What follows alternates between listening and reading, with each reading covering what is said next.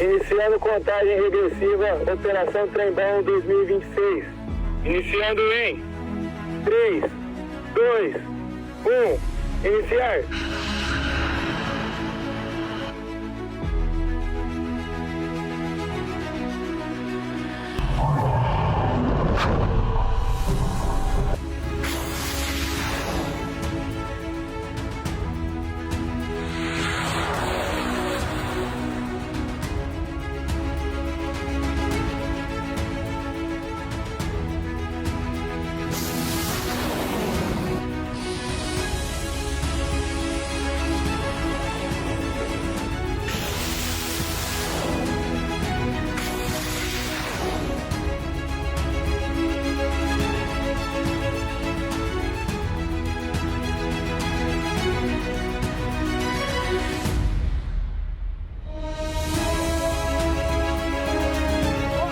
Da REC, expedido.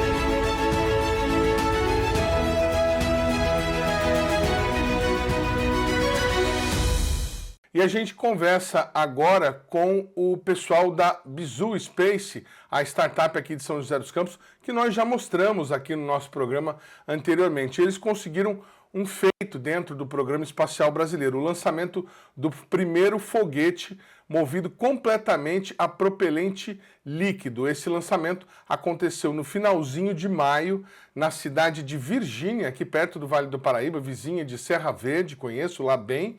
E eles tiveram sucesso nesse lançamento, já tem algumas informações para transmitir para a gente, é por isso que nós estamos aqui conectados, tanto com o Rafael Galati, que é o CEO fundador da Bizu Space, e também com Arthur Badur, que nós já entrevistamos anteriormente, quando ele prestava os serviços dele para a empresa sul-coreana, a InnoSpace. Boa tarde, gente. Obrigado por vocês terem atendido o nosso convite. Primeiro, assim, eu queria colocar um roteiro para o nosso telespectador que é aficionado, mas que não tem também obrigação de saber. A Bizu, ela participa do projeto do MLBR, o Micro Lançador Brasileiro, que é um projeto de um lançador que foi licitado em 2022, se eu não estou enganado, pela FINEP, e que tem um arranjo empresarial, algumas empresas participando, mas o consórcio é liderado pela CENIC. Dentro do MLBR, nós mostramos aqui no programa recentemente, a Bizu está desenvolvendo um terceiro estágio, a propulsão líquida.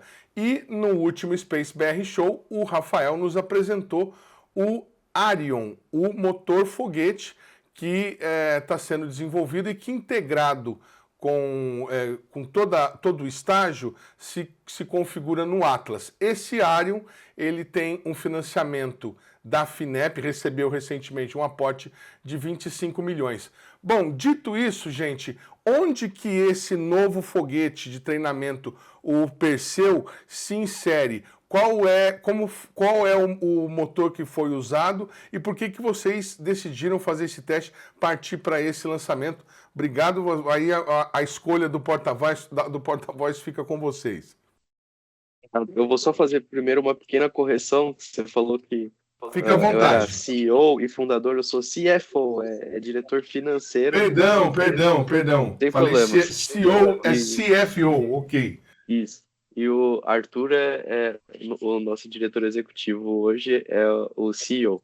Vou deixar o Arthur responder sobre o foguete de treinamento líquido, FTL Perseu. Boa tarde, Edmond. Valeu, Rafa. Bom, cara, primeiro, obrigado aí da oportunidade da gente poder estar falando um pouco mais. Para a gente é muito importante essa proximidade com a divulgação, né? E a gente mostrar cada vez mais aí para a população brasileira a importância que a gente está fazendo. Então, Edmond, respondendo aí a sua pergunta, eu vou dar algumas voltas aqui para chegar nela, tá? E aí você vai ver que vai fazer sentido. A gente iniciou o desenvolvimento do Arion, que é esse motor líquido, para ser utilizado no terceiro estágio do MLBR, numa segunda versão do veículo. E por que a gente fez isso, né? Porque a propulsão sólida, ela tem as suas capacidades muito mais direcionadas para o setor tático, porque você tem uma aplicação rápida e você tem uma simplicidade, digamos assim, mecânica do sistema maior. Só que qual que é a desvantagem da propulsão sólida quando a gente está falando de espaço? Ela não te dá muita precisão, principalmente na hora de colocar satélites em órbita. E ela também não tem um desempenho muito alto. Então, por causa disso, a gente iniciou o desenvolvimento da propulsão líquida para gradativamente ir substituindo os propulsores do MLBR com a propulsão líquida, porque a gente tem mais controle e a gente tem mais performance. E isso já é um desejo assim do Brasil de muitos anos, né? Quando o Brasil começou a estudar isso lá na década de 90, lá dentro do IAE. Então, assim, esse é o contexto do porquê que a gente começou a desenvolver a propulsão líquida dentro do MLBR, que na verdade é um programa, não é só um foguete, né? Beleza. Bom, agora sobre o desenvolvimento do motor em si. Mesmo os desenvolvimentos que já existiram no IAE, você teve vários desenvolvimentos lá que começou com motores pequenos de até 1 newton, depois aumentou para motores de 5 newtons de empuxo, depois aumentou para um motor de 75 kilonewtons de empuxo, né? Desculpa, na verdade 1 kilonewton, 5 kilonewtons, 75 kilonewtons, e hoje eles estão trabalhando de 25 kilonewtons, né? E usavam um certo tipo de tecnologia, e usam, né, que é a tecnologia de propelentes criogênicos, com oxigênio líquido, passou por querosene e etanol. A gente decidiu seguir uma tecnologia um pouco diferente, porque a gente queria obter simplicidade e múltiplas aplicações para nosso tipo de propulsão. Então, por causa disso, o Arion, a gente selecionou tecnologia de peróxido de hidrogênio e querosene como oxidante. Tá, por que eu falei isso? Porque isso quer dizer que a base tecnológica que a gente começou a desenvolver no Brasil, ela basicamente não existia. Então, você não tinha nenhuma herança de desenvolvimento na área desse tipo de tecnologia de propulsão líquida. Então, a gente basicamente começou do zero. E nesse início do zero, o desenvolvimento do Arion, a gente dividiu em etapas. Então, teve uma etapa que foi a primeira fase, no qual nós desenvolvemos motores muito pequenos. Então, era uma subescala do Arion, na ordem de 50 a 150 newtons de empuxo, eram motorzinhos bem pequenos. Depois, nós passamos para a fase 2. A fase 2 era o desenvolvimento do tamanho real do Arion. Então, versão, digamos, dimensões equivalentes a um motor de voo, porém era uma câmara capacitiva. O que é essa câmara capacitiva? A câmara capacitiva é uma câmara de combustão, né, um motor foguete muito pesado, feito de cobre, uma parede muito grossa de cobre, de forma que ele consegue absorver o calor da combustão durante alguns segundos. Então, nessa fase, a gente pôde testar ignição, injeção de propelentes, eficiência de combustão, estabilidade de combustão, e eram testes que duravam até mais ou menos 7 segundos. Então, essa foi a fase 2, que a gente fechou ela, acredito que foi mais ou menos setembro de 2025. Aí entramos na fase 3. A fase 3 foi o desenvolvimento da primeira versão modelo de voo. E um modelo de voo de um motor líquido, normalmente, ele tem duas formas. Uma forma é uma versão ablativa, então você tem um material dentro da câmara de combustão que ele protege a câmara e ele vai sendo consumido ao longo do tempo. Por isso que ele chama ablativo, ele sofre ablação. Alguns exemplos disso, o primeiro foguete que a SpaceX fez, o Falcon 1, o segundo estágio do Falcon 1 utilizava o motor Kestrel, que era um motor ablativo. Inclusive a primeira versão do Merlin, que é o primeiro estágio da SpaceX, também era ablativo. Só que o motor ablativo ele tem suas limitações. Então, uma outra forma de desenvolver motores que funcionam durante muito tempo é o que a gente chama de regenerativo. Então, você refrigera o motor através de canais passando pelas paredes da câmara de combustão. Então, esse é o contexto. Então, a primeira versão de modelo de voo que a gente desenvolveu para o Arion foi uma versão ablativa, porque ela era muito mais simples.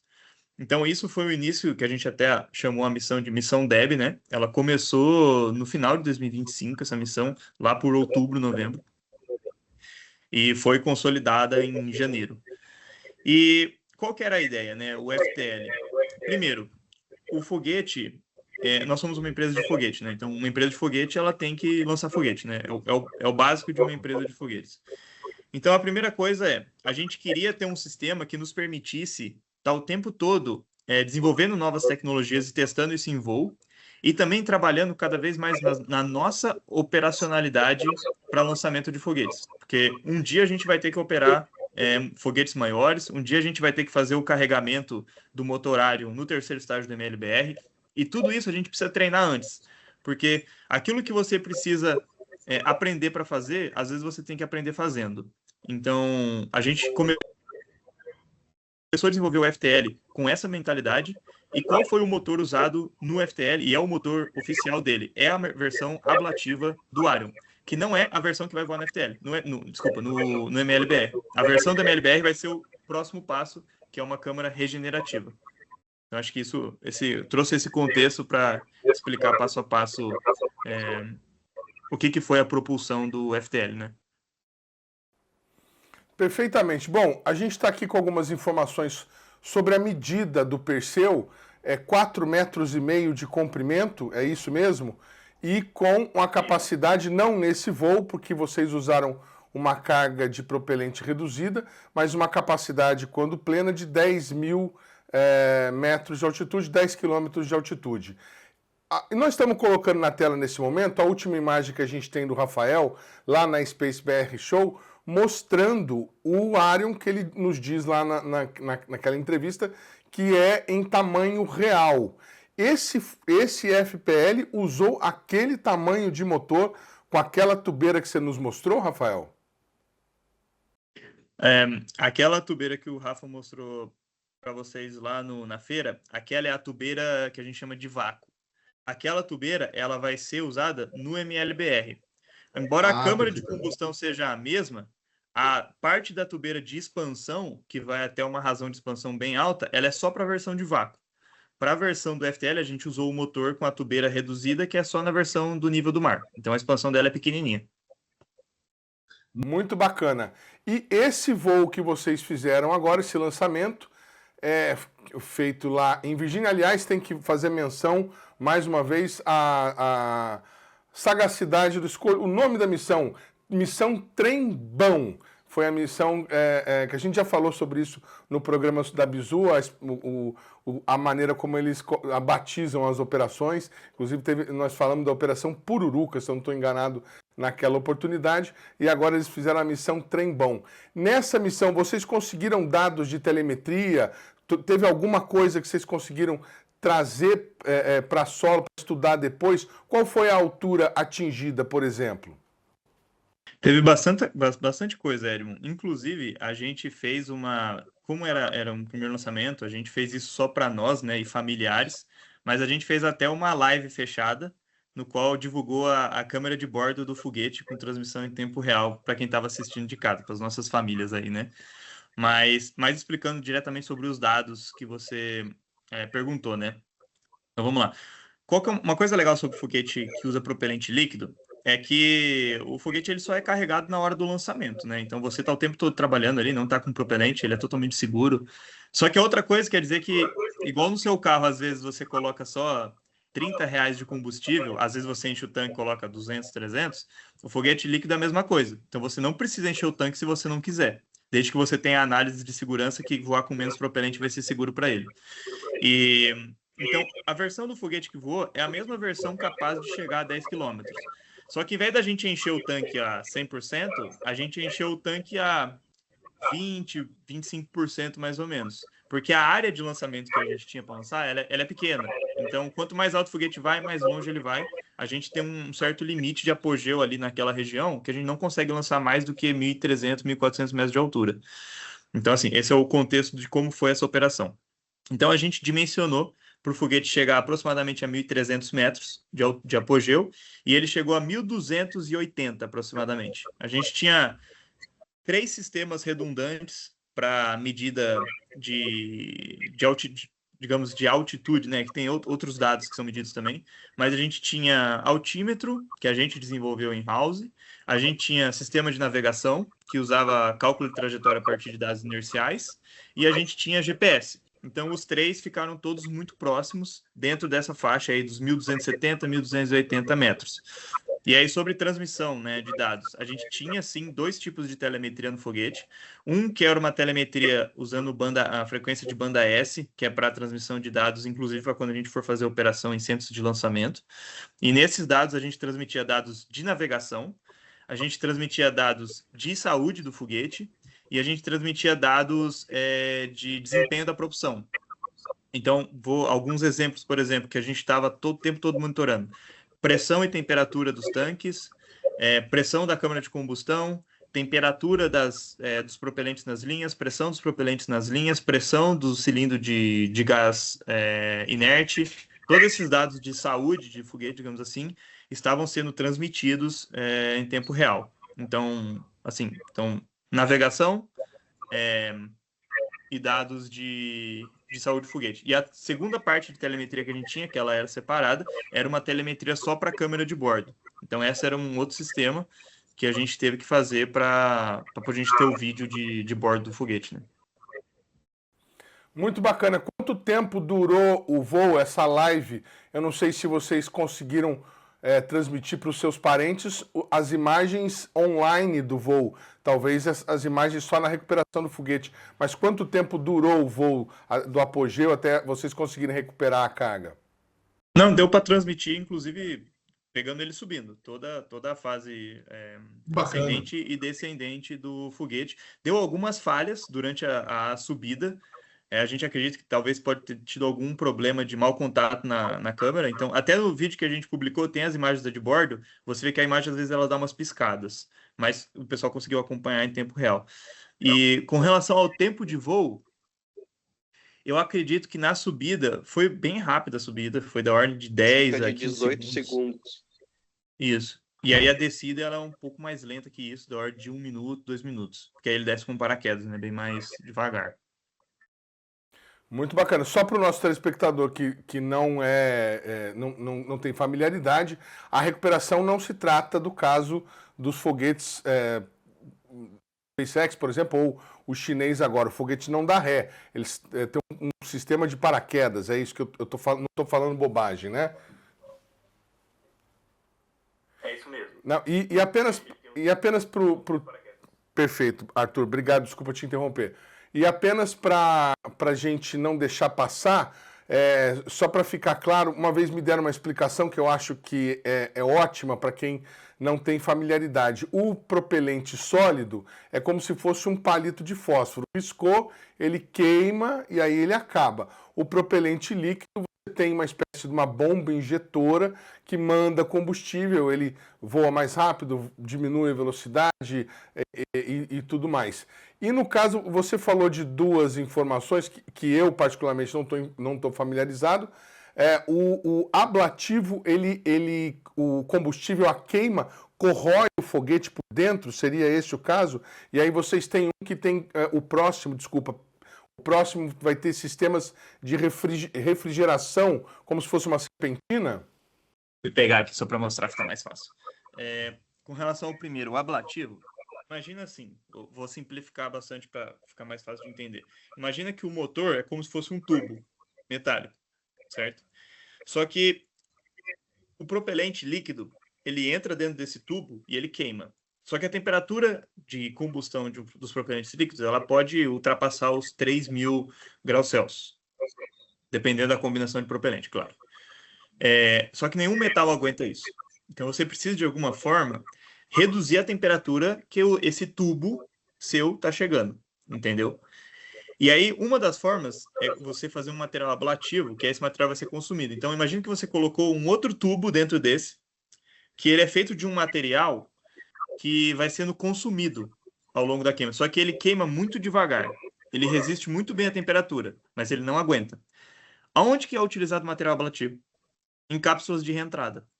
Cápsulas de reentrada que entram com astronautas, aquele material ele não está resistindo àquela temperatura. Ele está sendo consumido muito devagar, de forma que até o fim da queima, até o fim da reentrada, ainda sobra material antes de chegar no metal que protege os astronautas.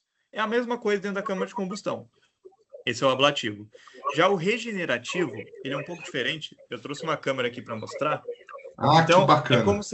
É como se a câmera tivesse aqui uma entrada de líquido, Aí ela tem esses canais por dentro, e aí o líquido ele vem daqui, passando por esses canais, até chegar ali em cima, e com isso ele está roubando calor da parede. E aí ele já entra no motor mais quente. Essa forma de refrigeração regenerativa é a forma mais eficiente de você aproveitar a energia que está sendo usada na combustão. Então, essa é a próxima versão que a gente vai estar desenvolvendo agora para ser usada de fato no terceiro estágio da MLBR. É a quarta fase do desenvolvimento do Arion. Que bacana, praticamente como um radiador, né? Vai circular um fluido ali, não sei exatamente o que vocês usam, ele rouba o calor e fica esse sistema. Muito legal. Bom, uma vez que vocês conseguiram o sucesso, devem estar analisando os dados ainda e a carga recuperada, quais são os próximos passos? O que vocês pretendem fazer com esse foguete de treinamento e os próximos passos para o projeto MBL, do MB Microlançador Brasileiro, MLBR. Vocês pretendem disponibilizar esse foguete, o Perseu, de alguma forma para treinamento, para aquisições de grupos internacionais que precisem fazer algum tipo de teste? Ele vai ser um produto?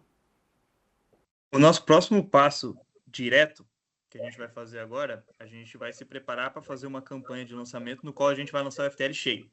Então é realmente o voo principal dele. A gente fez esse primeiro voo teste, tudo funcionou perfeito, mas agora a gente vai para a próxima operação, que vai ser ele totalmente cheio. Então vai ser um voo onde ele vai ser lançado até pelo menos aí 10 km de apogeu, possivelmente, não é certeza, mas possivelmente com recuperação no mar. Então tem toda essa operação mais complexa, né? E depois disso, sim, a ideia é que ele seja não necessariamente um produto, mas talvez uma plataforma para prestação de serviço, na qual seja lançamento de cargas experimentais, seja lançamento de cargas educacionais, ou até para treinamento de equipes ou de centros de lançamento. Então, sim. Muito legal. E vocês, conjuntamente com esse lançamento, estão no desenvolvimento do MLBR. O Arion ou o Atlas deve ficar pronto quando, para quem não viu a nossa entrevista anterior sobre lá no Space BR Show?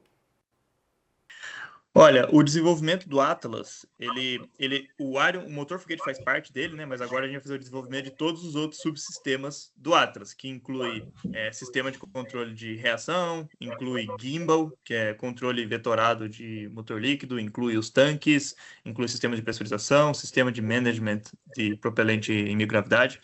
Esse desenvolvimento está começando agora, né? Que foi esse recurso FINEP, e é um desenvolvimento previsto para 3 anos.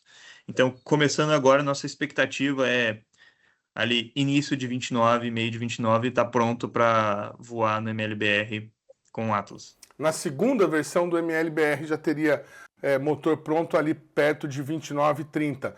Muito bacana. Uma pergunta que eu acabei não fazendo, que estava aqui na minha lista, é: esse FPL, ele tem controle na tubeira? Vocês conseguem direcioná-lo em voo? No FTL ainda não, mas no Atlas vai ter. Inclusive, aqui perfeitamente.